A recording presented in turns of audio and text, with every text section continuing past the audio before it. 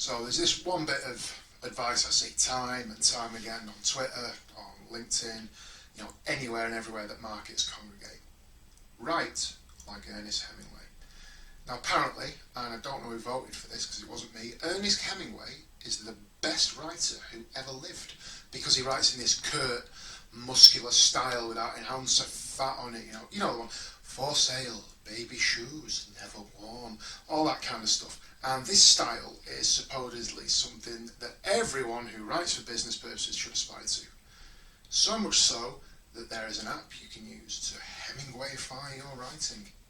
Now I hate it. Obviously I hate it.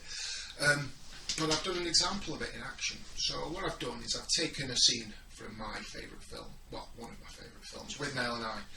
It's the scene from right at the end. Richard E. Grant is stood in the rain, he's got a wine bottle in his hand, and he's delivering this monologue from Hamlet. You might know it, it's I have of late, but wherefore I know not, lost all my mirth. And this foul, pestilent congregation of vapours, what a piece of work is a man, and so on and so forth. It's good Shakespeare, it's good acting, it's a good scene. So I've taken that pathos and that emotion, and I've run it through the Hemingway app, and I've fiddled with it until I got an absolutely 10 out of 10 perfect score, like all marketing writers should. Do you want to see what that scene would look like? I'm sad lately. Everything's rubbish. It all stinks. That's men for you.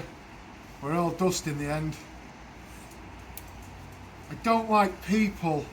I mean, come on, yeah. Fuck tragedy, fuck emotion, fuck pathos, fuck beautiful language. Baby's dead. Here, shoes. Sad now.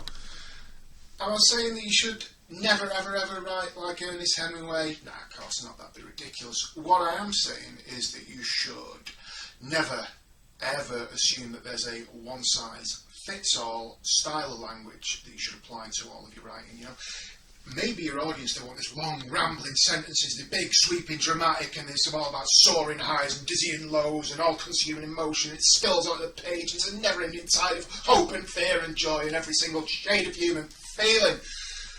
Or maybe they just want you to shut up, get to the point, and tell them what to do next. The trick to good marketing is to find out how your readers want to be spoken to, and then to write just like that.